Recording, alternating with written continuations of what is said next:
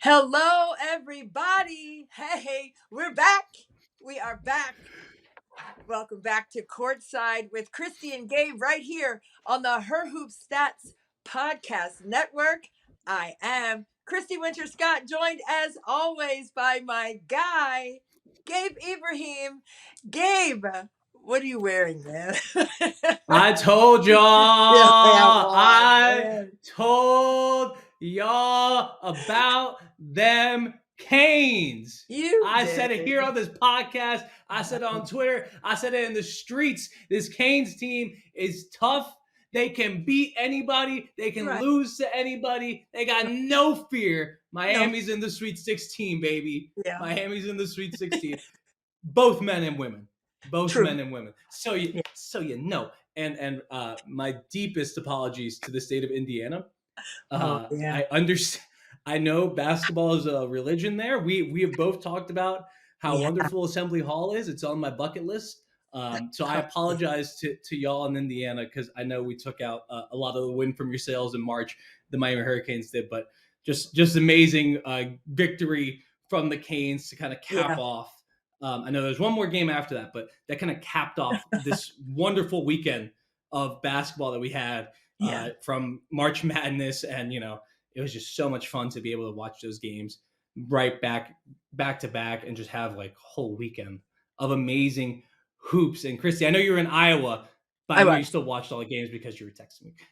I was texting you. I was blowing your phone up.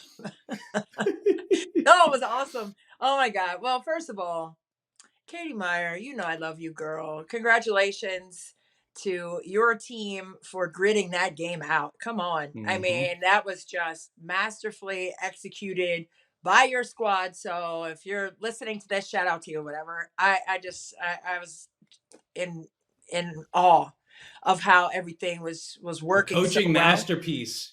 It really was. Masterpiece from Katie Meyer and the whole staff at Miami. Yeah, they picked the defense apart. I mean, one of the best defensive teams in the country in Indiana, who only had one loss all year long and ended up losing 3 of their last 5 games. I mean, that's just not the momentum you want to have at the end of the year. But Terry Morin did a fantastic job all season long. Mackenzie Holmes, impressive season. Grace Berger, Sydney Parrish, everybody, man. That was a tough team. Covered them all year. And we were saying on past pods that they're a Final Four team. So for Miami not only to beat them, but beat them there, that was so impressive. But I mean, that's the madness of March. That's why we're in here. That's why you got your hoodie on, wearing the Canes and then doing all the you things and everything. Because you love it. You love it. Hey, and if I went to Ole Miss, I'd have the Ole Miss hoodie because they were also just had an amazing one of the most amazing upsets you're ever going to see, beating Stanford. And this is the first time 2 number 1 seeds have fallen before the Sweet 16 since 1998. I love the parity that we have right now, and like we want to get into the games, but it's just like you look at what happened this weekend. You have Princeton beating NC State, right? Like that is just another one of those games that you say, wow, hey, that's surprising unless you were watching Princeton this whole year and you're like, yeah, that team could absolutely do something like that. You have Mississippi State making it from the first 4 to the second round and having a good chance of beating Notre Dame. Toledo had a great win. You had FGCU again getting to that second round. And it's just you look around. I think the theme the last couple of years, right, has been about the parity growing in women's basketball. Do you agree with that? Absolutely, as it should, right? I mean, I think when you look at the stalwarts in our game just over the years, like obviously it was Tennessee and UConn for a long stretch, right? And I think with UConn going to 14 consecutive Final Fours, I mean, their name is still in there, right, with that. And they're in the Sweet 16 still. They're in the Sweet 16 again, but they haven't won a title since 2016. And that's no knock. I mean, it's all relative. Some teams never go, so I get it. So UConn people don't scream at me. I'm just making a point and trying to. Is Geno Smith washed? That's Christy's point. Geno Auriemma is washed. Oh, they may change his name. No, he's not. He's not washed because the team's back in the Sweet 16. All I'm saying is that there are more teams that have risen to the occasion in postseason play, and they have established themselves as postseason ready. And that comes with toughness. You're talking about the defensive teams, like an Indiana team. It's just amazing to me, like a Georgia. It's just amazing to me to see the chess games that go on, where you try to pick those really tough defensive teams apart and attack. And that's what March Madness is all about. I mean, you've seen it on the men's side too. You see Izzo and March, right? They're back in the Sweet 16. It's just Always. like there are ways to do things in the postseason that create your legacy. And whether that's your legacy as a coach or your legacy as a team or a player, this is the time, to stand up and be that player that's in the gym in July, in a dark gym at midnight, getting extra buckets in because you want these moments, right? So when you see it come to fruition, I think more players, more coaches are just in the trenches in terms of calculating how to advance. So I think, yes, it's great for the game, obviously, to have this parity, but I also think it's just great fun for the fans. It's great fun for the teams. Like, there's this different level of belief that they can crack the code and advance. And we've seen that. And it's just, I think it's fantastic because, for me, it's not just the X's and O's that are being taught, but it's the character building of those kinds of moments for those kids, like in 10 years, who they're going to be when they're 27 and 28 years old, like who they're going to be as adults. And it's all about the development of knowing that they can believe in something and have a unified force and making that come to fruition. To me, that's always going to be the end all and the be all for me. So I love it. And I love when I was in Iowa City, just the atmosphere there, Gabe, it was phenomenal, man. It was 15,000 each game. And just when they came running out with the flag and everything, it was like, and the little kids with the little, signs and the Clark jerseys and the law firm, Clark and Sonano stuff. And it was just, I don't know, it was like a movie, honestly, to be 100% honest. It was like a movie. And I loved every second of it. It felt like this weekend you saw a lot of like the one shining moment video. You could see it coming together already. Like we had a bunch of plays that we already know are going to be in there. That Destiny Harden turnaround jumper that, I don't care. And don't come at me with she traveled. I don't care. Traveled, man. Let me tell you. I don't care. Guess what? She didn't travel. She didn't travel because she didn't get called for travel. Therefore, she did not travel. She traveled. Therefore, she got called for legally, it in my house by me. Legally, she did not travel. But we have that one. We have Jacy, Sheldon making the huge shot for Ohio State. We have great Stone Cold Grace Stone over at Princeton making her big shots. And, Haley Van Lith, we have to talk more about Haley Van Lith because I think, there's another class of teams, right? It's like these teams that are that you mentioned, like, hey, these kind of come up teams like Miami, like Ole Miss, that, hey, they have really, really great coaching nights and player nights and staff nights and just like put it all together. And they knew they could do it because they had seen what they had done throughout the season and they put it together. And then you have the other teams where it's like the Marylands, the Louisvilles, that they're always ready for this. This is their time. And I thought they stepped up. And that also kind of me adds to the parity of this of women's college basketball because South Carolina is the powerhouse, but it's no longer just South Carolina, UConn, and everyone else. It's South Carolina, then it's UConn, then it's, Virginia Tech is now in there. Then we have a team like Louisville who's constantly getting to that Sweet 16. We have a team like Maryland that's constantly getting to that Sweet 16. So I just think looking around, the landscape is just wonderful. This is one of the best first weekends I think we've ever had in women's college basketball, certainly since I've been covering it. No, ever. And I think the numbers speak for themselves. I know for the Iowa-Georgia game on Sunday, they said, Gabe, that it was 1.5 million viewers for that game and 2.3, I think, billion minutes that were in. Wow. So it wasn't just like you're scanning through it, like you're watching and you're staying, like you tune in and you stay, right? That game was so intriguing, by the way. Only a 1-point game at halftime. Oh my gosh, that Georgia defense, man. I don't know. Like Coach Abe said, it's not a zone. It's not a matchup zone. It's just a matchup. And I love that because conceptually, you don't want your kids thinking zone, so they're very stationary, if you will.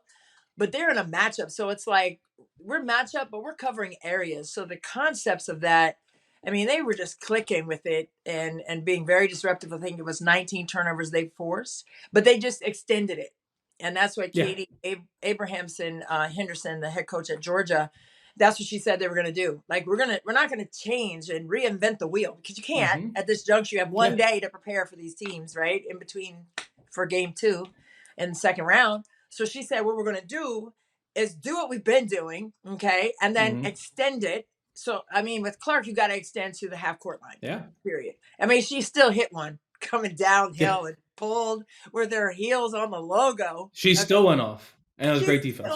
She had 22 and 12. But when her shot wasn't falling, it wasn't very efficient for her numbers, but she got the ball to her teammates. I think it was like over 90% of the production of the offense in the fourth quarter was due to Caitlin Clark. And it wasn't her hunting her shot. It was her laser beaming passes down inside to Monica Sonano, who never took one dribble in that game. Not one. So, you know, she was pinpoint passing her. Like, what? It was just an amazing thing to see. Like, hey, you don't always have to get a bucket. Make a play. And that's what Caitlin Clark did.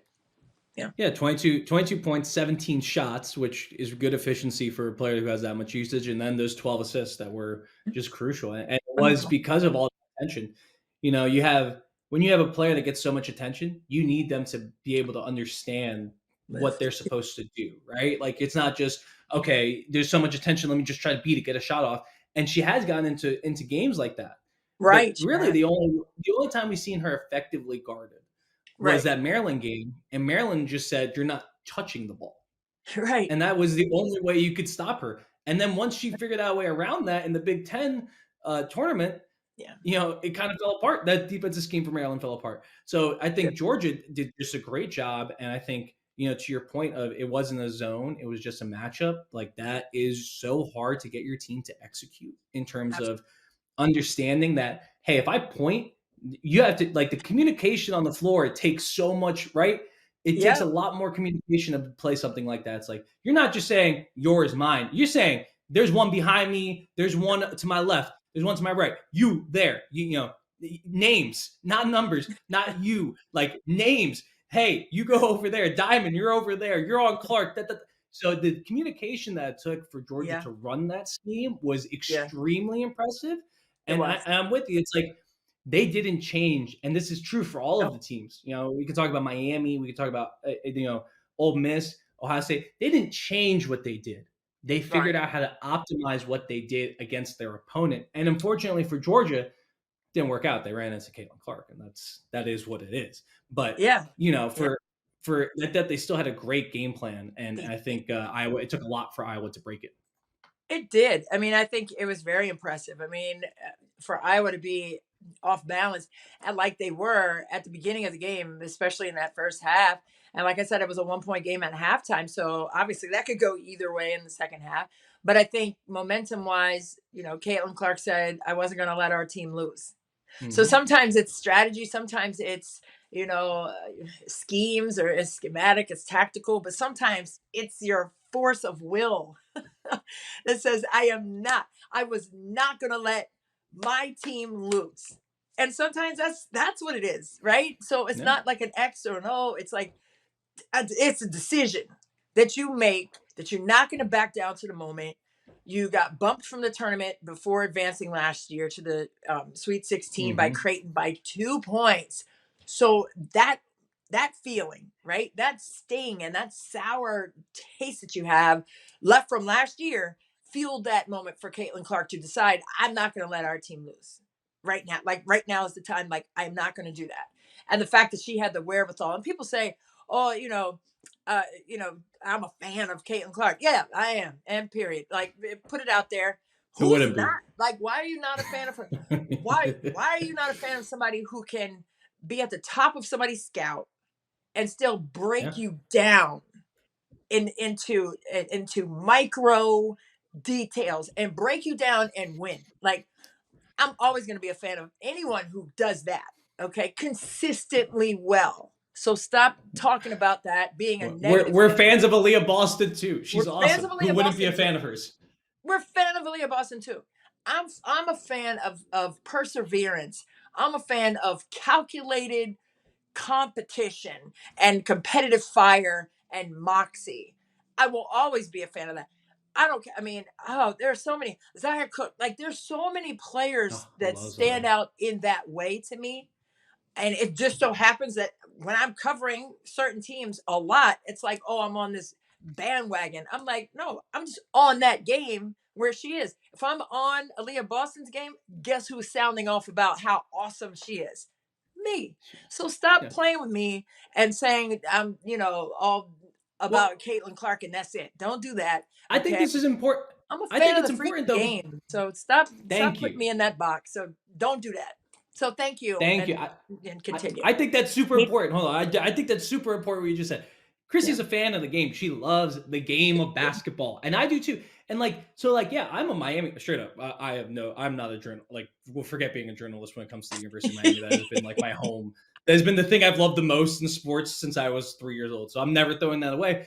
But it's Can't. also like, I love Indiana too. I was really sad watching them lose and go off the floor. And you can't, obviously you're not cheering for both teams to win if you have a rooting interest. But most of the time, like in Ole Miss Stanford, I was going back and forth. It'd be one big play. I'd be like, yeah, Stanford. And the other way, I'd be like, yeah, Ole Miss. And it's like, Right. that's the beauty. That's the beauty of this tournament of like Thank being you. able to root for everyone simultaneously and just want to see the great basketball. And we got that. And that's why Yes. I thought it was such a special day, because it was like Very. it didn't matter who you're rooting for. No. I found people I loved on each of these teams. Like really, Yeah. like I tried to go through all 64. I didn't get through all of them, but on every team you have a wonderful player, wonderful story. Yes. Usually a coach that's persevered through so much, and the teams that are still playing now are the teams you want to root for as a fan, regardless of who you are actually a fan of. Regardless. And it's a strong point. And I just had to say it because it was making me angry because I was like, whatever. Like, how are you not intrigued? How are you not entertained by these moments that are being created and this legacy that's being molded and cultivated? Like, stop it. And that's maybe people don't know who I am when or you. So you had to say what you Yeah. just said. People don't know that about me, so I'm just laying it on the line. All right, I'm just letting you know I love hoops. Period. Right? Play at an elite level. I'm clapping that up. Bump that. I'm not. I'm not going to Absolutely. hide my love and passion for the game. It just so happens that Caitlin Clark and Aaliyah Boston and Brink and all these other players, Haley Jones, all these players are fantastic players. But if I get to cover them, I'm going to be speaking on it. If I'm not on that It's particular game, I'm gonna speak on the game that I'm on. And it just makes sense. what It just makes and sense. it's hard for us to be around the players, and you, I mean, to know what it takes to get there. The vast majority of these people are like kind and just love the game, and it's very easy to be around them. So I don't know. It is what it is. We're gonna break open into this Miami win though, because Yeah, I've gone too long. I've gone too long into this podcast without breaking open into break the it open. greatest win in Miami Hurricanes women's basketball history. Yeah. And we mentioned how we talked more about the offense, and I think a lot of people saw the defense for Miami, and the defense was great. Well, But you look at the efficiency numbers, and Miami actually put up one of the highest efficiencies you're going to see against Indiana, a 108.1 offensive rating. wow. Throughout the season, Indiana's defensive rating is, and I'm gonna pull it up. I'm pulling it up now. Yeah, they have Their one. defensive rating was among the best in the nation, Yes. 87.5. Come And on. this was like their worst game of the year defensively. I mean, I thought, and you've said it too, just about how Miami was able to set up their point of attack every time in quarter court against Indiana's defense, and they picked who they wanted to attack. They broke things down, and you had a very good way of saying it, like on the pick and rolls with Parrish, right? Oh yeah, yes. I mean they were attacking. It was Parrish or Scalia and then Holmes in the drop coverage, and it's like those three players, not necessarily bad defenders, really bad matchups for who they were guarding against Miami. Just Yeah, specifically because of Harden's strength, because of the speed of the Cavender twins, who had a wonderful game, because of they did. Jasmine Roberts being able to get around her defense. Like the Miami speed and just the multiplicity of their attack allowed them to find those little areas to attack. And I thought, it was interesting. Like Mackenzie Holmes was a target against Miami's attack. I thought that was really interesting and just like amazing how it worked out for the Canes in that regard. No doubt. I mean, Pendande, especially in the first half in particular, I mean, she had a fantastic game all game. But I think in that first half, Pendande really did a great job of setting herself up for success in the paint. And it was, I think, as a whole, I think Miami as a team structurally attacked in that way, to begin. And some shading, some double teams were coming that, Mackenzie Holmes' way defensively. Nothing that she is new to, right? Especially this year, she saw a lot of that. I think in the middle of the season, when I had one of Indiana's games, I was asking her about how that felt, to see a double team coming or a shade down and not knowing exactly when it was going to happen. Is it going to happen on the catch? Is it going to happen when I put the ball on the deck? Now am I going to get crowded? And what angle is that coming from? And what decisions do I have to make in like a split second? And she said that was something that she had been working on in practice. The double teams were coming at her in different angles with the practice team. And she was able to make reads out of it. So she got more comfortable, didn't get sped up in those moments. So I just think, when you have those reps, when you have that as something that's going to occur, especially in a game like that, I mean, I think she was okay in that regard in those moments, but I also think it was really, like you said, a masterful defensive job as well. It was a calculated offensive attack where they were, like we said, going to a specific matchup that they wanted to expose. But then also, I think defensively, they kept Indiana on their toes. They didn't bring that double team every single time, right? Or they didn't shade Mackenzie Holmes every single time. So it made Indiana really think on levels, right? On different layers, where they're not comfortable. They just weren't comfortable because the decisions that Miami was making on defense continued to change and it morphed. And it didn't look like to me that there were any specific rules. It was like, do it now. Yeah. Let's do this now. Yeah. Let's not do it now. It wasn't like every third play or every other, they're not alternating coverages, this time down, we're going to time down, we're not. It wasn't like that. So it was just the randomness of it kept Indiana off balance, out of rhythm offensively. And, and for as good as Indiana was on the defensive end all season, they were a tough offensive team as well. But when they get in that flow, it's hard to stop them. But they weren't able to get in that flow against Miami, and credit Miami for that. And I think you're right. I don't think there was specific thing because most of what Miami did, both ends of the court, felt very read based. I think they had the coaching staff did a really good job scouting, and that's what they said after the game, that the players actually mentioned like how good of a job the coaches did in getting them ready, and kind of putting in not rules but just recommendations, and then the players just did an excellent job of understanding what was happening in the game. I thought Lola Pendande had her best game of the season, both ends of the court. And Mackenzie Holmes, I don't think she didn't have like a bad game, like you're saying. It was just really tough for her to get in that rhythm, in that flow. Rest did allow it to be a little bit more physical. And I think in the end that benefited Miami a little bit more, which, maybe Holmes, because Holmes had an injury, right? In the first round. She didn't play in that first round game. At all, like no minutes. She was available to play is how I read it in the game notes, but she didn't play in that game. And I don't know, it was the same kind of thing last year in the postseason when Holmes had that knee issue, and in the Big Ten tournament, and then onward to the NCAA tournament as well. But I don't think that it was something. I don't think that factored in, like her not playing in the first round. I don't think that factored into the herky-jerkiness of the rhythm of Indiana's offense. I just think that it was, it was masterful, in terms of how the defense was being executed by Miami. I don't think it was her. Indiana. It was rust for home. Yeah.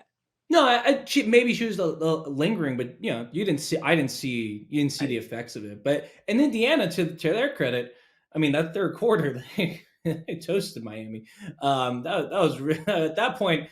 I'm sitting there, just just praying, right? You got to pray that they miss shots, and they missed just a few shots to allow Miami to stay in it. But, they really got it together in that third quarter. I thought in the fourth quarter, they played well too. It was just, that Miami had built up that lead, built up that confidence to the point that they felt like if it was going to be a close game at the end, they were going to win. And we saw this last year in the ACC in the ACC semifinals against Louisville. Miami down 15, storms back basically just on the back of Destiny Harden, and then right at the end of the game, they ran the same exact play that they ran in this game against Indiana.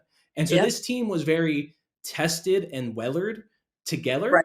And then, except for the Cavender twins, who were added into this mix this year, and honestly have performed better than anyone could have expected. And I was such a huge proponent of them. I think we had a podcast at one time where I really talked up both the Cavender twins in terms of them being really good players.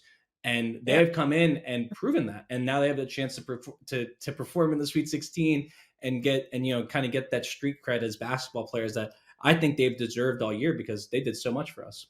Yeah, that part. That's what I'm talking about. I mean, this is, like we said, this is when you create your legacy. Like, who were you as a player in college? And then you can point to your postseason activity. Yeah. Or lack thereof. Sorry. But it's true for both ways. But I just think that, the Cavender twins, I mean, they just bring such a level of toughness to the court for Katie Meyer and her team. I just think that that's what you want, right? You want to have the preparation mentally. Obviously, physically, you want to be healthy. All right. But you got to have that fight about you. Okay. That you're ready to just lay it all on the line and empty everything out and not have any regrets. I mean, the best way to live life is without regrets. Okay. Yeah. So if you can go into that game knowing what you want to do, not that you're going to be mistake free, because everyone makes mistakes. You're human. So whatever, you have to give yourself grace in that way, but that doesn't change your force or your focus. Okay. That stays the same. So for me, that's what it's always going to be. But the Cavender twins, I think that they really displayed that level of fire, focus, and just the ability to compete. And that's what they needed from them, especially in that game against Indiana, for sure. Yeah, just that it was composure and toughness, and I mean they really have come in and fit right into this culture that I've always talked about with Katie Meyer teams of just toughness and grittiness, and they followed after Destiny Harden's lead. And make no mistake, Destiny Harden is the leader on this team. Yes, 1,000 point scorer, by the way, last night. Crazy. I mean, whenever that was, 2 nights ago. Just amazing game to get your 1,000 point. That makes almost half of Miami's 1,000 point scorers players that played for Katie Meyer, which I love because I've been around for most of the Katie Meyer time. But she, so that program, Miami is I'm so proud of them as because of not just because they got to Sweet 16, but and Katie Meyer said this after the Oklahoma State game. It's like remembering why they got there and just the togetherness they had to show in that Oklahoma State game, which was an awesome game too. Miami had to make the fifth biggest comeback in NCAA tournament history to come back there. And that's what Coach Meyer said. It kind of was to your point earlier. I was thinking about it. She said, this is a lifetime memory. Like when times get tough in life, I want them to remember this game and why we came back. Not just that we did it, but why we did it in terms of having to pour into each other. And I just think that was awesome for this program and just like as a life lesson. Because I love Katie Meyer. I listen to everything she says because I just generally agree with her. But that one was a special quote, I think. Yeah. And it's also how, right? I mean, going back to that, it's like how it happened. And, not just the fact that it did, which is a fantastic lifetime memory for sure, because every March, I mean, I replay it in my head. So, from playing. So I get that. All right. But at the same time, you're going to remember how you locked in to get it done, right? You're going to remember the process mentally to get yourself prepared to compete that way. And not only that, but to succeed. Like there's a how, and this is the blueprint. This is what we want to do, but how do you want to do it? There's the difference. And I think more players need to understand that. Like, this is what we want to do. And you can go through the motions and do it, but you're not going to get what you want. Okay. Because this is what we need to do. But there is a way in which you do it in March that takes you here. And I think that's something that they're going to remember even more so than making the memory of advancing. Well, I think another great point on that is, and like how you perform in March. Guess what? That's how you performed in September. That the same things you were doing that made you successful in March were the things that your coaches are telling you to do in September. I think this is a good segue into Ole Miss, because Ole Miss deserves a ton of credit for what they built. Coach Yo has built there with the Rebels, because they're in the Sweet 16 and they did it by doing what they've done all season, which is just trying to bludgeon you and be physical with you and just outwork you. And it's one thing to do it against in your conference, and hey, maybe get someone on bad night. They played a few games in a row. To do it in the tournament against a really, really good Stanford team and show off that how physical you can be and how strong you can be as a team. Absolutely. Really, really impressive from Ole Miss. Yeah, absolutely. $1 and a dream. That's what Coach Yo said, right? Hey, I just came in here with $1 and a dream. And, a lot of people have that. But at the same time, again, it's how you do things. And I think it's how she set those kids up for success. It's how she speaks them into existence in terms of how she sees them, not necessarily how they see themselves. Like, she sees the greatness in them. She's going to tell them that. And they're going to go out and perform with that greatness in mind. So, and then that belief is going to start to trickle into their spirit, and they're going to go out and show themselves in their best light. So for me, I sent her a big congratulations. It's just amazing. She's so humble.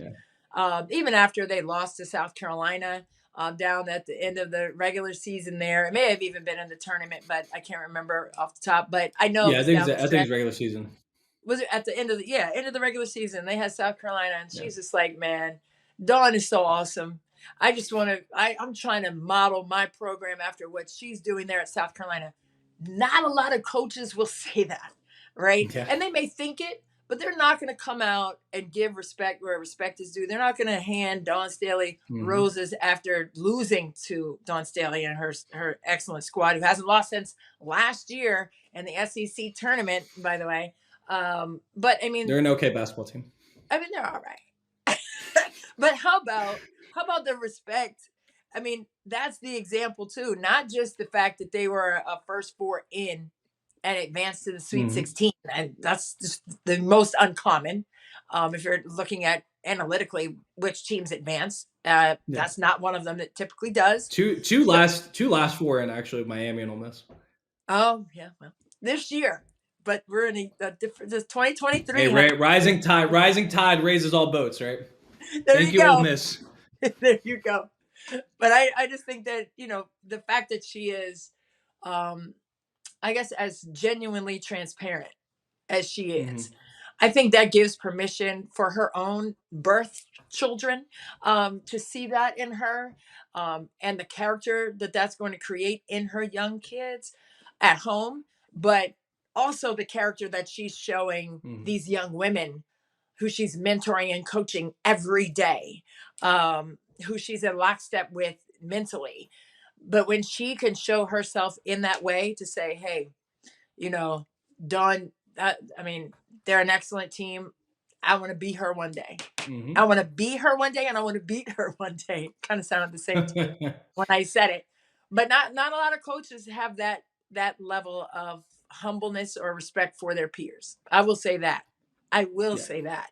And man, don't get me started. I'm not going to go down that road, but not going to go. But I have a story to tell one day. But anyway, but just to have that respectability with your peers, and it goes right back from Dawn to Coach Yo as well. And you love to see that, because that gives an example to your players and to your kids at home as a parent on how to be compassionate and respectfful. Respectful is a huge word. Respectful. I think you gotta love the game, right? And to not notice that, hey, Dawn Staley is the person I'm trying to be. I think that'd be ridiculous. I mean, I think there's so many coaches that you look to and you say, hey, you want to be like them if you're a young coach. And I think Coach Yo has followed in that path, and then this year bringing it together, and having that moment against South Carolina, and being humble in that moment, but understanding that like that was the seed. That was, I think, to me, in my mind, for Ole Miss, like that game, and they had 2 games against South Carolina. So they lost in the SEC tournament game. I think the first one though was the one where she had those comments in where they took them to overtime. But you saw in that game, like, hey, Ole Miss, they believe in themselves. They felt like they could win that game. I think that attitude carried over into the Stanford game because in both in Stanford and in the Indiana games, I don't know about you, but I felt like at some point the number 1 team is going to come back. At some point Stanford is going to come back, and Stanford, Indiana, they did come back, and they did make it really close, and it was about holding on. And I think Ole Miss just held on right until the end and just did everything that they were told to do, what their scout told them to do, and played exactly as hard the first minute as they did in the last minute. And that's how you end up with getting that massive turnover at the end of the game and getting to the free throw line, being able to win the game in that way. So I thought to stick with it was incredible. And I want to give a shout out to Maya Taylor, because she was just outstanding. I thought she was outstanding. 3 steals. She only had 3 points to me. She had 3 points, but to me, dominated the game. Yeah. Just because her pressure at full court, and it was mostly full court, because even on missed shots, Ole Miss was picking up full court. Maya, she had to go full court every minute of that game, and it was alternating between denying the ball, trying to get the ball in Haley Jones' hands, trying to get the ball out of Polo's hands, trying to get the ball in the play. Like, there's different assignments there, and sometimes she was just by herself. Sometimes it was, hey, there's a break coming, you need to go stop it. And she would stop it at the 3/4 court line on the other side. And so she deserves a ton of credit. I thought she was just emblematic. Like, having 3 points and having the effect she did on the game is really emblematic of how that Ole Miss team wanted to win. And it was just one of those beautiful things that, like, hey, not everyone's going to notice that, but the coaches notice that, and the players notice that, and that team believes in themselves a little bit more because of what she did. Yeah, no doubt. And, that's another example, right, of not having to shoot the ball every time, right, to make an impact in the game. What else can you do to help us win? And, more coaches need to ask their kids that, because I tell you what, once March comes, those bright lights come on, things run amok. And now it's all about, let me just get a bucket. Let me close my eyes and chuck it up in double and triple coverage in the paint. It's bad shots. That's a turnover. That's not smart basketball. And I've seen it, like, trust and believe. And it doesn't get corrected.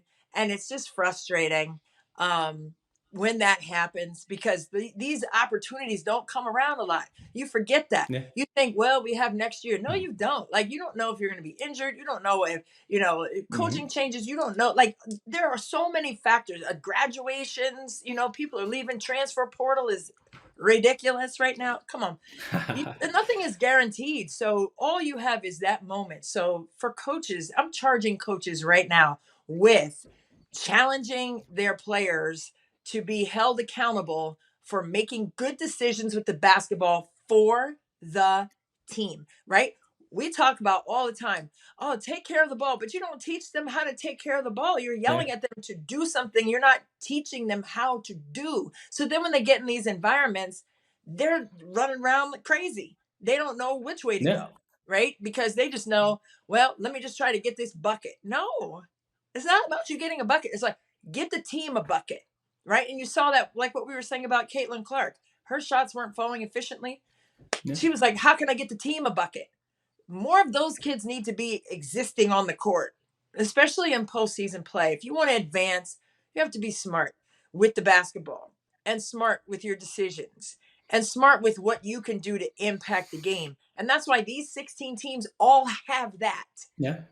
They all have that. And that's why they're moving. And when you look at Stanford, right? Like, Stanford, that is their MO. I mean, when we think about Stanford, I would say that's one of the things we bring up in terms of, maybe it's not the most careful with the ball. I think the turnover percentage is a little bit higher than you'd like, but it's that ball movement, getting a good shot. And I think that all kind of fell apart for Stanford in this game. And that had everything to do with Ole Miss. I thought Stanford had a really rough game.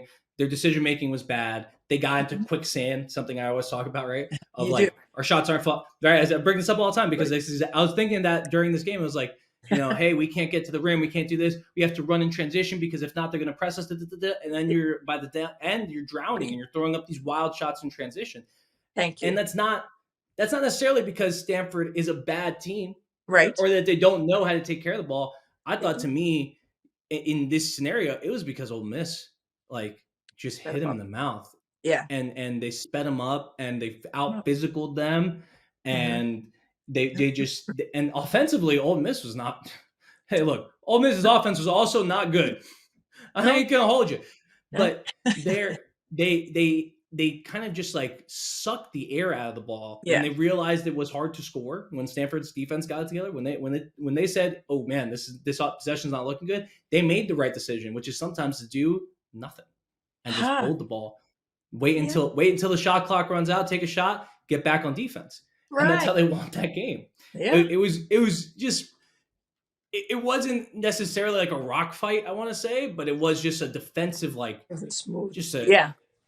If Miami, Indiana was a chess match, this was a chess match, but they're just taking the chess pieces and throwing at each other. That's how that game went. We're just trying to hit each other as much as possible. Because that's just, I thought their physicalness and their commitment to it was just really impressive, and that's what made Stanford go into those bad decisions. And I was, second year in a row that I've had to come on this podcast and say I'm disappointed in Stanford after their tournament loss, because I thought against UConn, similar set of circumstances, similar result in terms of their offense kind of falling apart. So they need to revisit that. Just probably no Haley Jones going forward. She seems like she's going to the draft. So I know. What do you think about Cameron Brink's comments about "Thank you, Cardinal Nation"? Did she say that? She did. All right. So I know March Madness sent out a tweet for her saying, "Oh, thank you, Cameron Brink." Okay. I don't know. I mean, did she? I thought she did say. I thought she said that. I thought she said "thank you" as if she was like. I would say it's very unlikely that she's leaving, given that maybe I'm wrong. No one's leaving. I don't know. I know next year's boy. Wow, we'll get to that. Yeah. But wow, people were speculating what she actually meant by that, and maybe it was the. I would assume she's coming back. Retweeted that NCAA thing, but then people. I saw speculation. I think she's coming back. I would say I would be very, very shocked if she's not. Agreed. I agree with that. I agree. Okay, we got a lot. Shoot. Where do you want to? Oh, well, let's talk about. We got to talk about the champs. Because I'm gonna be honest. We don't talk enough about South Carolina. Probably we don't. Although we do talk a lot during the regular season. We talked a lot about South Carolina. We did. I just think it's tough because they're just so good. They are. And there's so many other teams to talk about. I thought this game against South Florida, I thought it was a good test.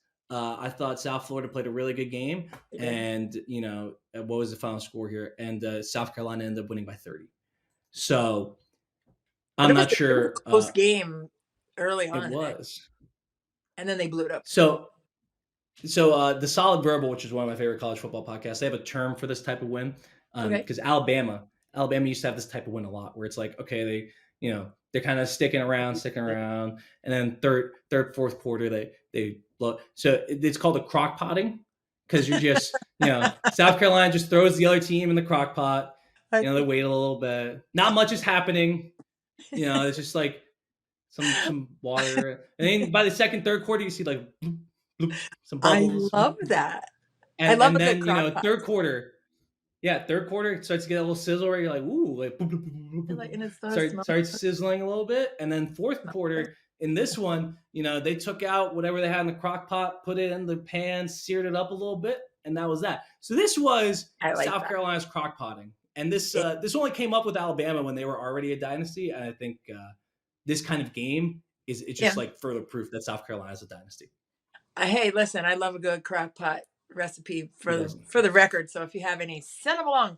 But hey, crock potting is a great way to say it, because that has happened so many times this season for South Carolina.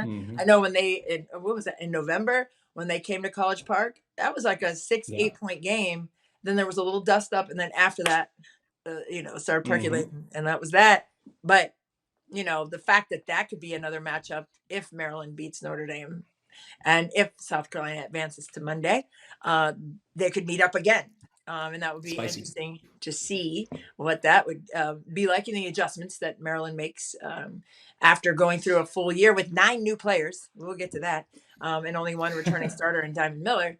But I think for South Carolina, I mean, their size is just something that you just can't contend with. And speaking of that, I know that game against Maryland back in November, I was asking Brenda Friese, I think I had a Maryland game after that, maybe a week or 2 after. And I was like, what is it that separates South Carolina? What is it about them? And she said, most times teams now, collegiately and professionally too, are going kind of a 4 out, 1 in, right? Offense, like it's a spread out motion, maybe even a 5 out sometimes. Everybody's moving. Yeah. But she said they're 4 in and 1 out. So it's like they're just in the paint. Like they just break you down. Ami here is just a matchup nightmare on the wing. Like her size and speed and burst. Like she's just an incredible X factor for them for sure. But I just think their size and ability to defend, number one, and board, that's all. That's going to carry them. And they're going to be able to get their buckets. I mean, they have Aaliyah Boston, my God. And they have so many quality pieces around her. And, like I say, it's not, I don't like to say the others, right? Because that's kind of putting them down.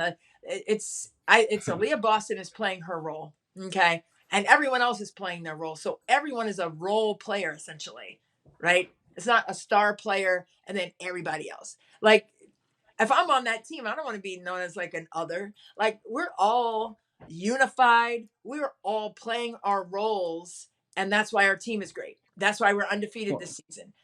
And that's just me. I don't like to refer to like role players or players off the bench as others. Because I'm like, no, we need you. Like you're a big piece and a big part of what we need to do to win. So don't discredit the fact that, everybody's not scoring 30 and 10 every night. We don't need that from everybody, but what we do need is what everyone does well and to the best of their ability, be your best in your role, whether you're starting or off the bench. Okay. You're not an other, we're together.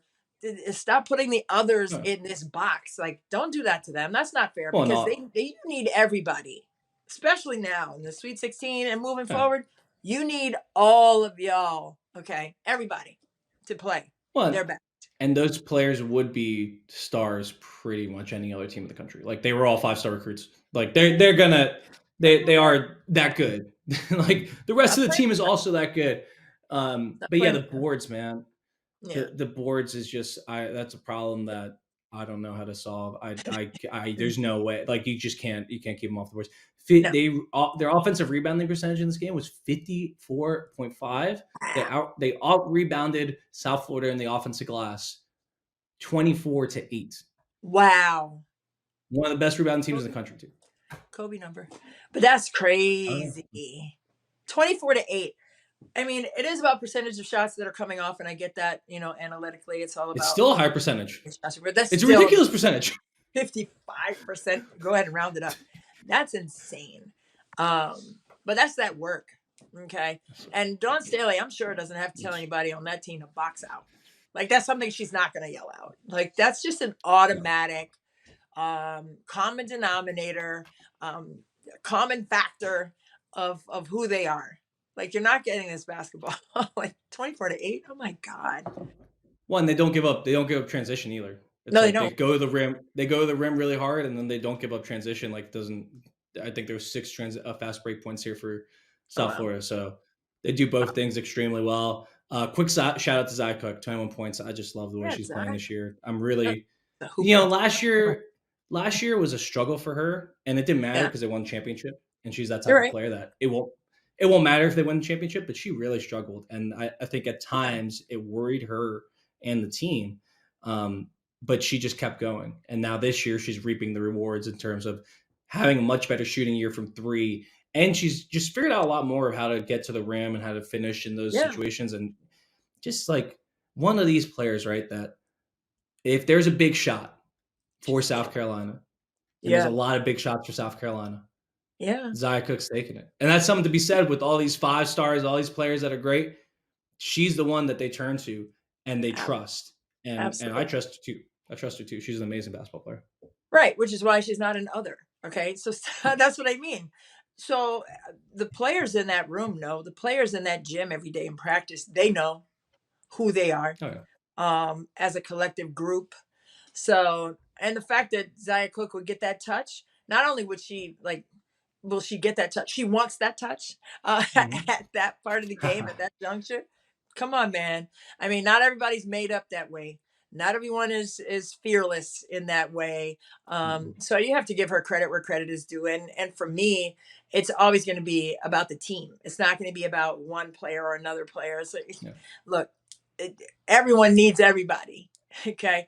And for Cook, like she went through last year, like you said, but there's those dark days that develop who you become today. And that's what we're seeing it too. Like she's seeing it and feeling it and embracing it, walking in that. But who is she encouraging by showing that?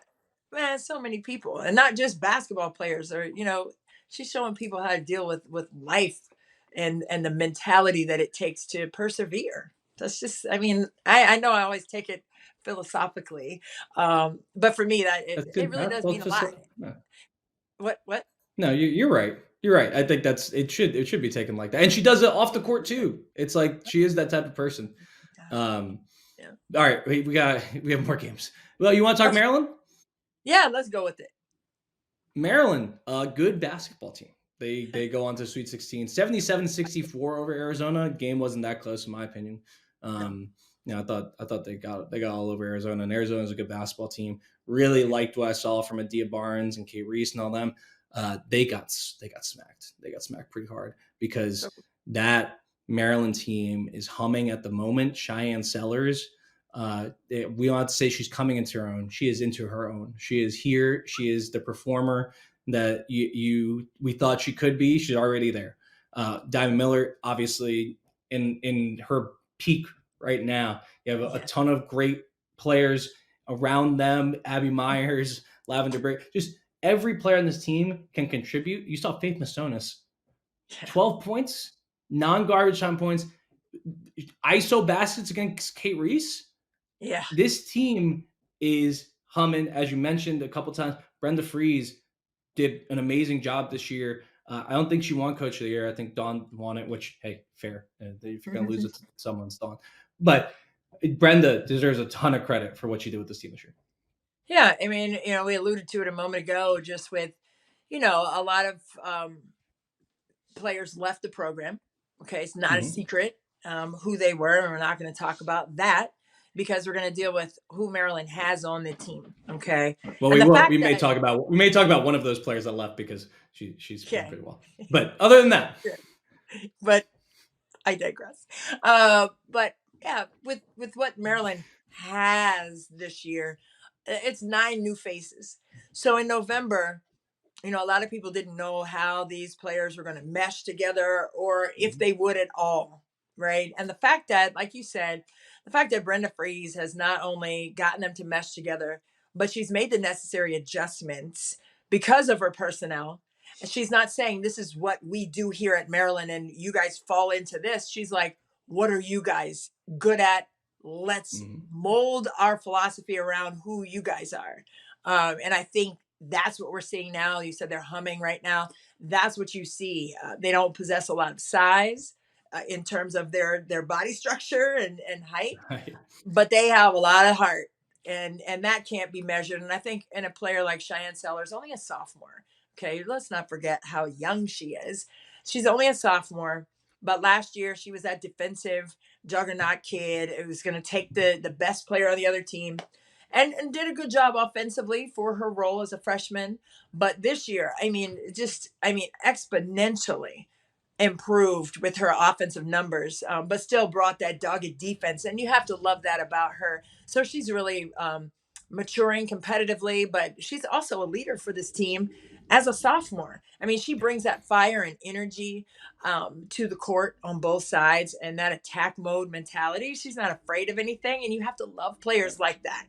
when they're not afraid. Like, just go or take that charge. Like, stand right there and take it for the team. And, not a lot of people are bold minded like she is. So I think with that being said, Diamond Miller, the only returning starter, we said 9 new faces, one returning starter, and Diamond Miller. Brenda Fries has said, I love the senior Diamond Miller, right? She has made a Yeah. world of difference to this team. And Abby Myers as well has been just a complete X factor in terms of another player who can stretch the floor from three.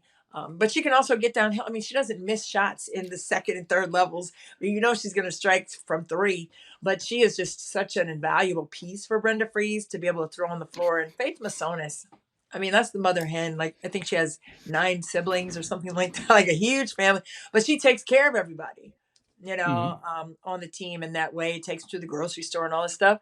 But I just think for this Maryland team to be where they are right now, take yourself back to November 1st or something like that before the season even started. Would you have thought, with all the new faces, Gabe, that this Maryland team would be advancing to the Sweet 16? I'd love to go back and hear what we had to say about them, because we talk about Maryland all the time, Yes. for no reason in particular. But Okay. I'm not.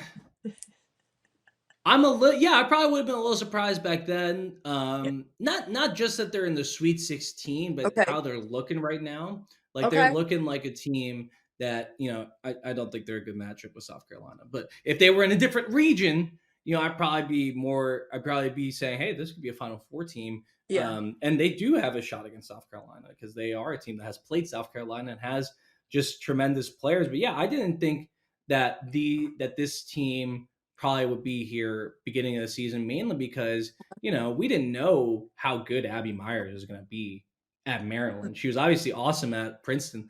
You didn't know how that was going to translate. It's translated Right. wonderfully. You look at Lavender Briggs, someone who came on throughout the year, and you say, wow, she really meshed with this team, really took to what they're trying to do and fit in really well. I didn't see that coming in terms of how well she fit in so fast. I mean, go True. up and down the line, and this team has just learned how to coalesce, right? And how to become a team. And I think the way they play, like you mentioned, is just so different from how you would expect Brenda's teams to play in the past. And Yeah. it's just like an adaptation of how to use all these players, right? And like, you're playing Diamond Miller, who last year at times was your 2, Yes. who was your shooting guard. You're playing her at center, essentially. She is your tallest player. She's doing the jump ball. She's playing center this year. Yeah. And to be able to adapt that fast, first off, takes a great willingness from all of the players. Right. And it takes a really great coach to get them to buy in and then figure out a way to put them in successful positions. So I think she did a great job. But to your point, I don't think I would have expected this. And that's not shade, but like, No. I didn't know how good Maryland was going to be. Didn't know how they've come together, right? But Yeah. they've come together at the right time. They're maximizing the opportunity, of that chemistry right now in the Sweet 16. So they have Notre Dame again. So that was a buzzer beating game in favor of Maryland early on, but without Olivia Miles, without Mabry also out with injuries, 2 starters for Notre Dame. I mean, they've advanced to the Sweet 16. So Neil Ivey, credit to you, getting your team there in spite of all of that adversity. I mean, not a lot of coaches can get their teams there with 2 starters down. So that's gonna be a good game, I think, for sure. Still. Oh, I think so. It's gonna be a great game, and we're gonna have our friends, the other people on the Her Hoop Stats podcast, preview the Sweet 16, because I actually forgot I practiced today in just a little bit. We're back in the gym. Hey, get it. Yay, open gym. And we also have the Wizards game tonight. We do. Jokic is coming. Yeah. Right. Yeah, the must win for the Wizards. Wizards not doing as hot as Maryland. Gotta say that. Not quite. Mark that down. Not quite as well. All right, so let's go a little rapid fire here, just to kind of get to some games that we really want to talk about. I think the one that we definitely need to mention is Ohio State UNC. Just one of those games that I think is going to be remembered for a long time because of the ending and because of what went into it. I just thought, a really strong game from Ohio State, who at times this year we said was the class of the Big Ten, right? We said this is the best team in the Big Ten. And then, they kind of lull a little bit later in the conference schedule. Then they get Jacy back. And now Yeah. Jacy's full strength. Jacy's hitting game winners. This team looks special. And Cody McMahon, she's not a freshman. I need to see. Flat out. I don't believe it. I don't believe she's a freshman because she is absolutely playing out of her mind. Ohio State, team that you could definitely see going into the Final Four, in my opinion. Yeah, no doubt. I mean, McMahon is, oh my gosh, just seeing her live. Like I saw, them earlier in the season, and I'm like, oh, okay, it's tough. I saw her live, and she is a human wrecking ball. With all due respect to the control of what a wrecking ball can do, but she is so strong and she reminded me of Naz Hillman in a lot of ways. The way she was playing defense, her activity on the offensive end, and her power game. I mean, not a lot of players. Everyone's very finessey now. Everyone wants to be a unicorn now. But she's down there in the mud, like just boom on people's legs, like strong as a freshman.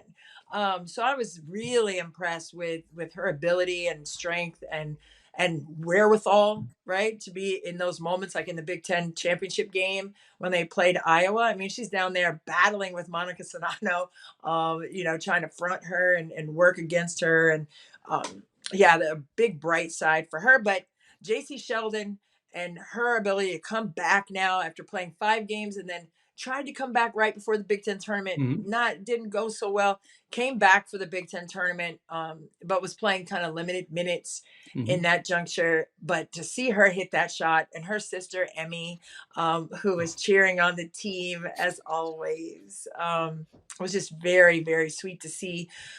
But the heroics of Deja Kelly, which is almost the game winner with 11 seconds left, and then to come down and Jacy to knock that in with like just under 2 seconds, I believe, a second and a half, right down the middle of the paint, and just knocked that one in for Kevin McGuff and his team. I just think the way they started out the year, was it 18, 19-0, and then lost a couple, like you said, in the Big Ten competition. But, you get all your pieces back in the chess box. You were talking about throwing pieces at people.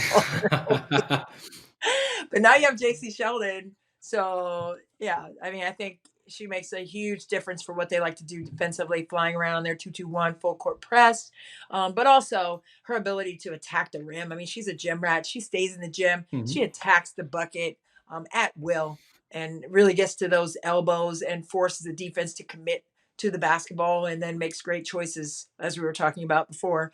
Like, this is how you take care of the ball.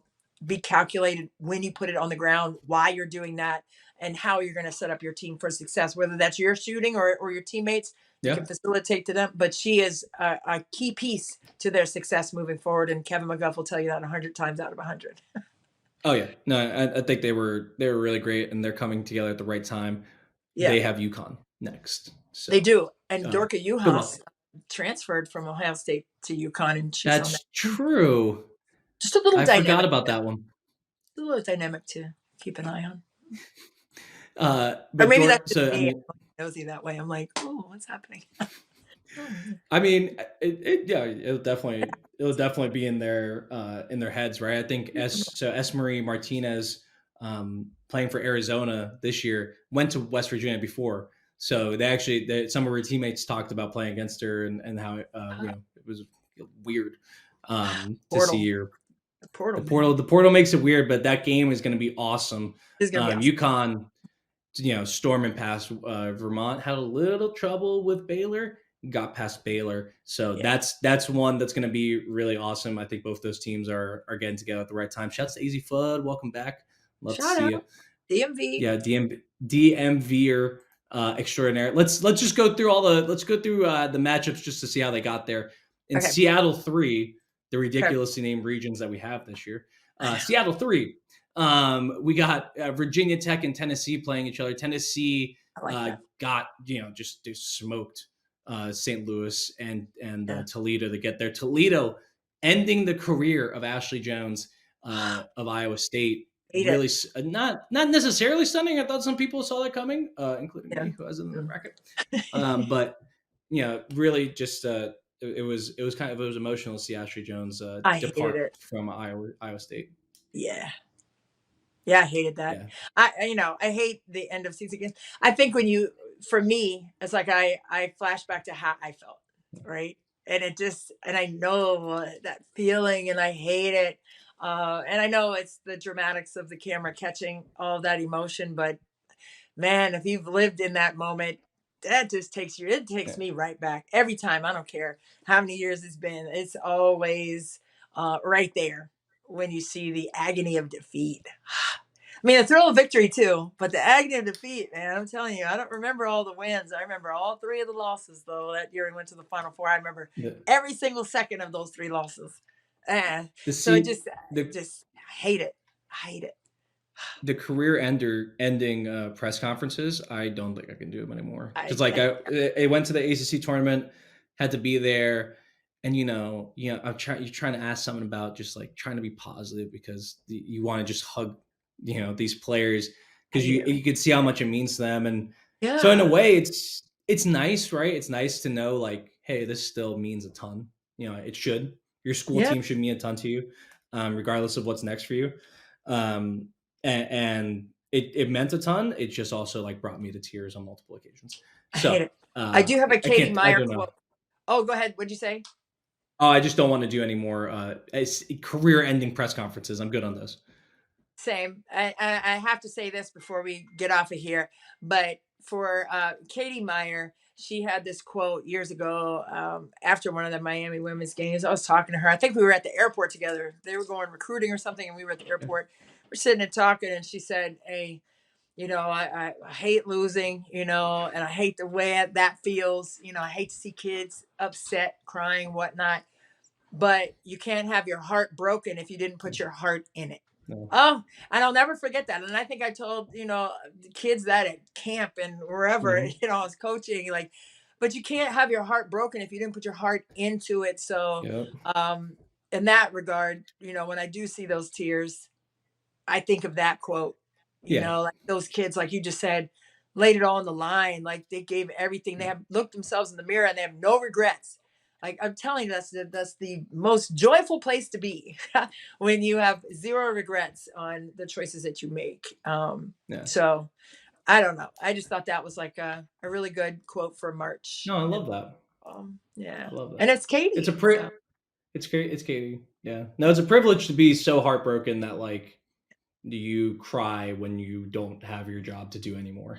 Like like that's a really cool thing that doesn't happen to most people. I could tell you, a lawyer's never lost a case and cried about it for the most part.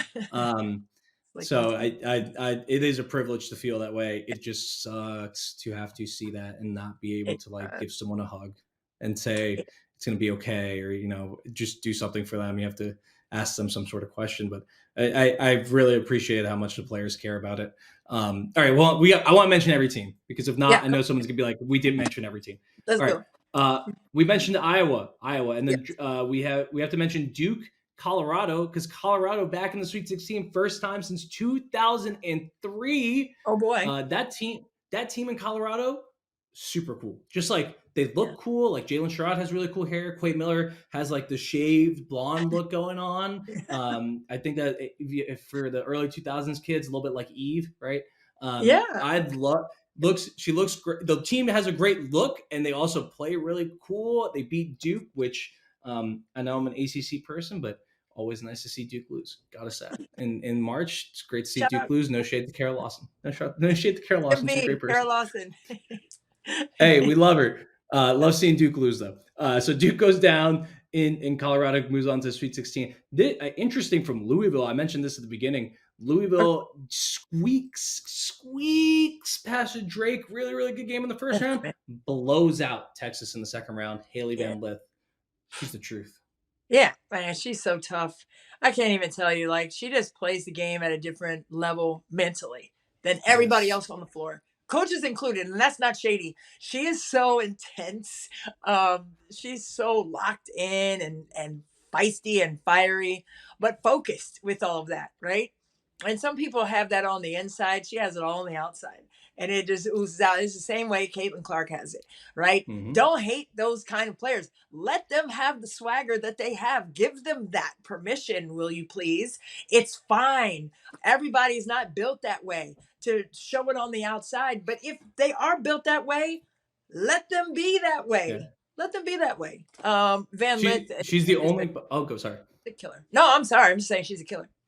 She's the only player that you ever see Jeff Walz have to calm down, because he's not a calm coach, and she's like the only person he has ever to come and be like, okay, we got like, calm down a little bit, like, because she's so she's so intense. She's so intense, and I love that. You saw Let her be that. You saw a little scuffle after the game, I'm sure. Little wordage.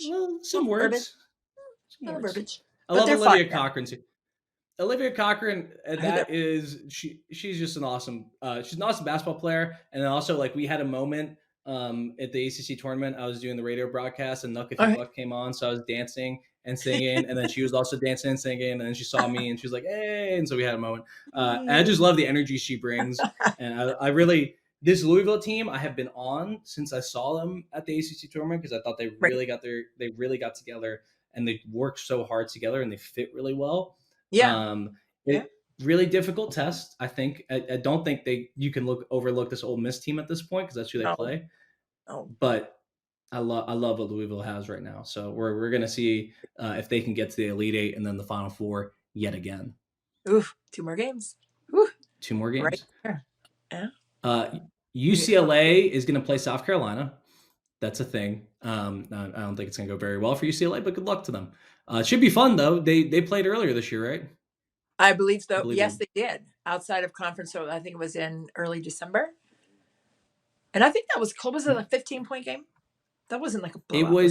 It was close at some point. It was one of those crock pottings. Oh, where it was a crock pot. Yeah, I love it. We're adopting that vernacular. We have to give a shout out to Solid Verbal. It's one of my favorite things. Yeah. It was a 9-point game. 9-point game earlier in the year. I knew it was pretty close. Kiki Rice. Hey, girl. UCLA is a good team. I'm not sure they're gonna have a fun day. I'm not sure they're gonna have a fun day on Saturday or Sunday. Or they play on Saturday. I don't think they're gonna have a fun day. But that's gonna be interesting, hey. And then to wrap it up, Miami takes on Villanova, and Maddie Siegrist, who is on fire. Oh my God! How do you score 1,000 points in 1 year? That's what she did. Caitlin Clark just passed 900 for this one season alone. Like, they're on a different level. Maddie Siegrist, I mean, she had a 50-point game earlier this year. It's well documented on SportsCenter and everywhere else. But wow, I mean, that's going to be interesting to see how they cool her off, because she's legit. She's a professional scorer. In her worst performance this year, she scored 22 points. Say it again. Her worst performance this year. She scored 22 points. In terms of her worst efficiency performance was a 22-point game. Like, that's UConn. Come on, man. She's a professional scorer, and like I said, with the NIL, we can call collegiate players professional. Well, she may also be a professional scorer if anyone comes out into the 2023 WNBA draft. She will be a first-round pick. I don't know if she's gonna come out though. She can shoot that thing. But I don't know. Miami, they may Father, Son, Holy Spirit there. Let's just hope she misses some shots. I don't know what you do with that. Speaking of players who can't miss, both LSU, Utah, going to be a game of 2 players that are really hot. Alyssa Peely from Utah, I believe she scored 31 in their last game. Yeah, she scored 28 in their last game against Princeton, scored like 33 against Gardner-Webb.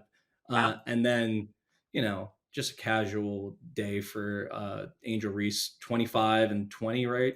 So first, something like that. I saw 34 and 14 in the first round, or 15, 34 and 15. 25 and 24 against Michigan. Things have gone well for Angel Reese this year. Good for her. Maryland and Angel Reese doing well. Who's not happy? I mean, both of them are happy. Maryland's happy, and Angel Reese is happy. Ashley Owusu is still playing in the tournament, technically. Virginia, yeah. With Virginia Tech. She's just not really playing for them. Hopefully she can get some minutes in this tournament. But anyways, I think we are set up for a really nice Sweet 16 I think you're right. Christy, I think you want to make some podcast plans on the podcast? Oh man, how are we gonna do it? What are we gonna do? You want to go Saturday night? Yeah, we can do a Saturday pop-up. night. We'll talk little pop up. Maybe we'll do it live. Who knows? Oh, pop-up live on Saturday. Oh, you know I love that, and I'll tell. Oh my God, we're gonna do it. Put it on Right. my Instagram. I will see. We'll go late night because I know Christy doesn't sleep in March. I don't sleep in March because 3 hours. there's too much basketball. 2-3 hours. I'm good. It's March. Take a nap. It's March, baby. We don't need it. At night, and then wake up and have a great day. Anyway, that's how we do it. Gabe, you ready to bounce? Saturday night, baby. Saturday night, we're going to do it. We're going to wrap this up. Hey, we don't have to go home. They're cutting the lights out on us. We're sitting courtside. Our popcorn's gone. Our cranberry with the lime is gone. But listen, there's so many great games ahead, and we're going to break it down on Saturday night live. Oh, look what I did. Saturday Night Live. It's not copyrighted, but it's our very own Courtside Saturday Night Live. So we'll change it around a little bit so I don't get in trouble by saying Saturday Night Live.